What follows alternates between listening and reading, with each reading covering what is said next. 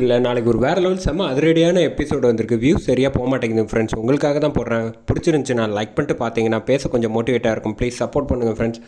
இந்த பக்கம் ராமச்சந்திரன் வந்து கேட்குறாங்க, என்ன ஆச்சு, என்ன பிரச்சனை அப்படின்னு யாராவது ஒருத்தர் சொல்லுங்கள் அப்படின்னு சொன்னோன்னா கண்மணி அழுதுகிட்டு இருக்காங்க. அதை பார்த்தோன்னே என்னம்மா நீயாவது சொல்லு அப்படின்னு சொல்கிறாங்க.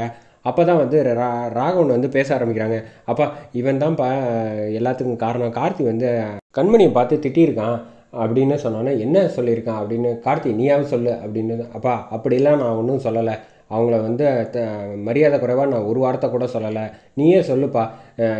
நமக்கு தெரியாத பிஸ்னஸை பற்றி தெரியாதவங்க யாராவது அட்வைஸ் பண்ணால் நீ வந்து கேட்டுப்பியா மாட்டே இல்லை, அதே மாதிரி தானே நானும், அவங்க யார் எனக்கு அட்வைஸ் பண்ணுறதுக்கு அப்படின்னு கேட்டோன்னே அப்படி என்ன தான் சொல்லியிருக்கான் அப்படின்னு கேட்குறப்ப வந்து கண்மணி வந்து அழுதுகிட்டே இருக்கிறப்ப வந்து வீரா வந்து சொல்கிறாங்க, கண்மணி நீ எதுக்காக வந்து அவர்கிட்ட வந்து சொன்ன, இந்த குடும்பத்துக்கு வந்து என்னதான் இருந்தாலும் பெரியவர் ராமச்சந்திரன் தானே, அவர்கிட்ட சொல்லியிருக்கலாம்ல அப்படிங்கிறப்ப, அதான் என்கிட்ட வந்து சொன்னான்ல, அது பத்தாதா வீரா, இதே மாதிரி ஒன்றை வந்து அவன் வந்து திட்டியிருந்தான்னு வச்சுக்கோங்க, இந்த மாறன் வந்து சும்மா விட்டுருப்பான்னு நினைக்கிறியா, இந்நேரம் உண்டு இல்லைன்னு பண்ணியிருப்பான்ல, அப்போ என் பொண்டாட்டினா வந்து நான் கேட்க மாட்டேன்னா, அப்படி தான் கேட்பேன், நான் வந்து கேட்குறேன்ல, அப்போயாவது மரியாதையாக பதில் சொல்ல வேண்டியது தானே அப்படின்னா, அப்படி என்ன தான் சொன்னான் அப்படின்னா, அவங்களுக்கு வந்து பிஸ்னஸை பற்றி என்ன தெரியும், ஆட்டோ ஓட்டுறவங்க தானே, அந்த குடும்பத்துலேருந்து வந்துட்டு நீங்கள் வந்து இப்படிலாம் பேசியிருக்கான், அப்போ கோவம் வரத்தானே செய்யும் அப்படிங்கிறப்ப, இங்கே பாடுறா கார்த்தி, நீ செஞ்சது ரொம்ப தப்பு, நான் உன்னை ஆரம்பத்திலே சொன்னேன்ல, எதுவாக இருந்தாலும் நம்ம தொழிலில் வந்து கற்று முடிச்சுட்டு நீ வந்து தனியாக அதுக்கப்புறமா வந்து தொழிலில் வந்து தனியாக செய் அப்படின்னு சொல்கிறப்ப, நீ என்ன சொன்ன,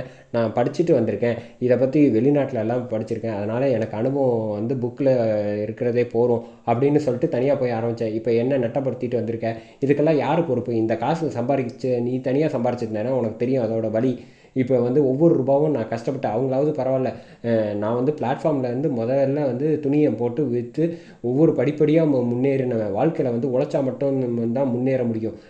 யாராவது எடுத்தோம் கவுத்தோன்னு சொன்னால் முதல்ல காது கொடுத்து, யாராவது நமக்கு வேண்டியவங்க சொன்னால் இல்லை வேண்டாதவங்க சொன்னாலும் காது கொடுத்து கேட்கணும். அதுதான் ஒரு நல்ல வந்து தொழிலதிபர் ஆகிறதுக்கு ஒரு காரணமே. அதில் நல்லதும் இருக்கும் கெட்டதும் இருக்கும். முதல்ல நம்ம தெளிவாக இருக்கணும், எது கரெக்டாக இருக்கும் எது தப்பாக இருக்கும்.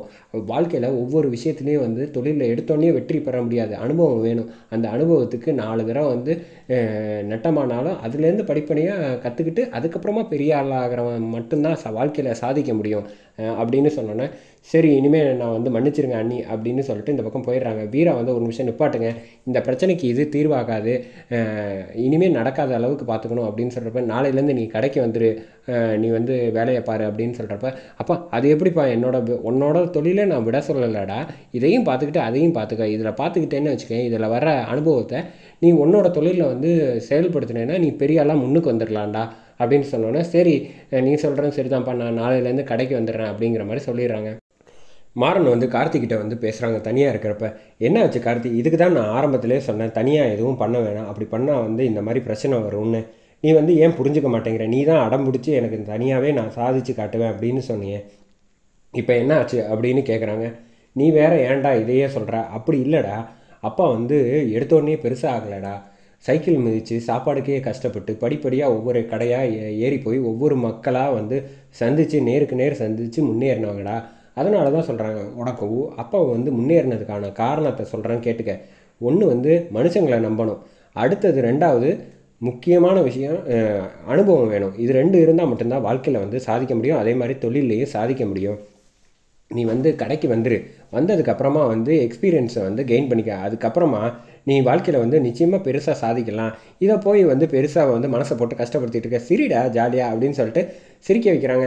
சரிடா நாளைக்கு கடைக்கு வந்துடுறேன் அப்படின்னு சொல்லிட்டு கார்த்தியும் சந்தோஷமாக, அப்புறமா போகிறதுக்கு முன்னாடி ஒன்று சொல்கிறேன், அண்ணங்கிட்ட ஒரு வார்த்தை வந்து பேசிடு, அவர் கஷ்டப்பட போகிறாரு அப்படின்னு சொன்னோன்னே சரி அப்படின்னு சொல்லிடுறாப்புல கார்த்தி.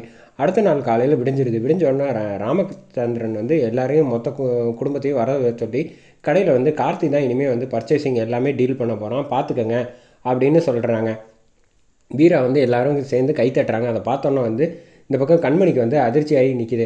அது மட்டும் கிடையாது, இனிமேல் அக்கௌண்ட்ஸ் டிபார்ட்மெண்ட்டோடு சேர்த்து வீரா பிஸ்னஸ் எப்படி டெவலப் பண்ணுறதுங்கிற ஐடியா எல்லாமே நீ தான் செய்யணும் அப்படின்னோடனே, நிச்சயமாக நீங்கள் என்ன சொல்கிறீங்களோ அதை நல்லபடியாக செய்வேன், நான் மட்டும் அதை யோசிக்க வேணாம், கடைக்கு நம்ம சொந்தக்காரங்க மாதிரி இருக்காங்களே இவங்க வேலை செய்கிறாங்களே அவங்ககிட்டையும் ஐடியா கேட்டுட்டு எல்லாமே செய்யலாம், எது சிறப்பாக இருக்குன்னு பார்த்து பண்ணிக்கலாம் அப்படின்னு சொல்லிட்டு மாமா நான் கேட்குறேன்னு நினச்சிக்காதீங்க, அப்போ இவருக்கு உங்கள் மூத்த பிள்ளை தானே பார்த்துக்கிட்டு இருந்தாரு அப்படின்னு சொல்கிறப்ப, இருக்கட்டும்மா அவனுக்கு அது சரியாக வராதுமா, இவன் வந்து கடையில் வந்து வியாபாரத்தை மட்டும் பார்த்துக்கட்டும் அப்படிங்கிற மாதிரி சொல்லியிருந்தோன்னே இந்த பக்கம் கண்மணி தனியாக போயிட்டு வந்து செம கோவத்தோட என்னடா இது இப்படி ஆகிப்போச்சு அப்படின்னு சொல்லிக்கிட்டு இருக்காங்க. அப்பாடா இப்போ தான் நிம்மதியாக இருக்குது கார்த்தி வந்தோன்னா அப்படின்னு வந்து ராகவன் வந்து பேசுகிறப்ப, என்னங்க பேசுகிறீங்க, இப்போ வந்து உங்கள் தம்பி வந்துட்டாப்புல அவருக்கு தனியாக பதவி பிரித்து கொடுத்துட்டாங்க, முன்னாடி வந்து வீராவுக்கு தனியாக பிரிச்சுட்டாங்க, நம்ம வெறும்னா விற்கிற வேலை மட்டும்னா வச்சுக்கோங்களேன். முன்னாடி மாதிரி நீங்கள் வந்து ஒருத்தர் வேலையை விட்டு போக சொன்னீங்கல்ல, அப்போ மாறன் தடுத்தும் நீங்கள் அதிரடியாக முடிவெடுத்தீங்க. அப்போ ஏன்னா கடை மொத்தமாக உங்கள் கைக்குள்ளே இருந்துச்சு, நீங்கள் சொன்னால் கேட்பீங்க. இப்போ அப்படிலாம் கிடையாது, உங்கள் தம்பிக்கு வந்து எல்லா பொறுப்பையும் 2 பேர்கிட்டையும் கொடுத்துட்டாங்க, வீராக்கிட்டையும். நீங்கள் ஒவ்வொன்றும் வந்து அவங்கக்கிட்ட போய் வந்து கை நீட்டி நின்று கேட்டு பண்ணுற மாதிரி ஆகி போயிடுச்சு. இனிமேல் உங்களை யாரும் முதலாளின்னு சொல்ல மாட்டாங்க, இந்த 3 பேரில் ஒருத்தங்க தான் அப்படிங்கிற மாதிரி முடிவு பண்ணிடுவாங்க அப்படின்னு சொன்னோன்னே ராகவன் வந்து லைட்டாக வந்து குழம்பி யோசிக்கிறாங்க.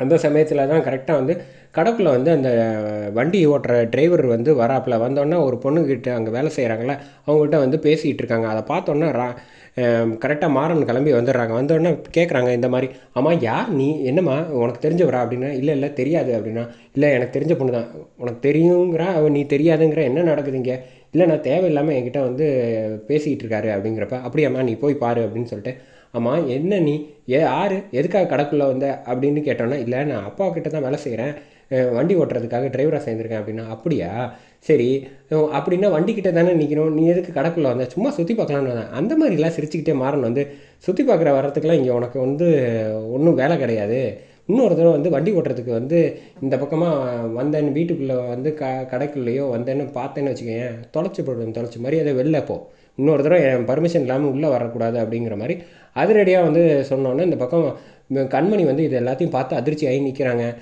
உடனே வந்து கண்மணி வெளியில் போயிட்டு வந்து அந்த டிரைவர்கிட்ட போய் பேசுகிறாங்க. ஆமாம் மாறன் வந்து உங்களை வந்து விசாரிச்சுட்டு இருந்தானே என்ன அப்படின்னா, அதெல்லாம் ஒன்றும் இல்லைம்மா, இனிமேல் கடைக்குள்ளே வர வேணாம் இங்கே இரு அப்படின்னு சொல்லி பேசிகிட்டு இருந்தாங்க அப்படின்னாங்க.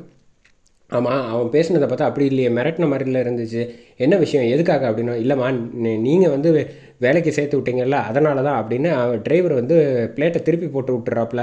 உடனே வந்து கண்மணி அப்படியாவோ அதான் விஷயமா, நாளுக்கு நாள் வந்து நம்ம கடையில் வந்து ஒருத்தர் புருஷனுக்கு மரியாதை போச்சு, இப்போ எனக்கும் மரியாதை போச்சா, வேலைக்கு ஆள் வச்சது நான் இல்லை, நீங்கள் வாங்க கடைக்குள்ளே, அவன் வரக்கூடாதுன்னு சொல்கிறதுக்கு யார் அப்படின்னு, இல்லைம்மா வந்தால் சத்தம் போடுவாருமா அப்படின்னா, அதெல்லாம் நான் பார்த்துக்கிறேன், நீங்கள் யார் அவனுக்கு பயந்துக்கிட்டு இருக்குது, அதான் நான் வரேன்ல அப்படின்னு சொல்லிட்டு இந்த பக்கம் கண்மணி வந்து அழைச்சிட்டு இந்த கடைக்குள்ளே வந்து கிளம்பி வந்துகிட்டு இருக்காங்க.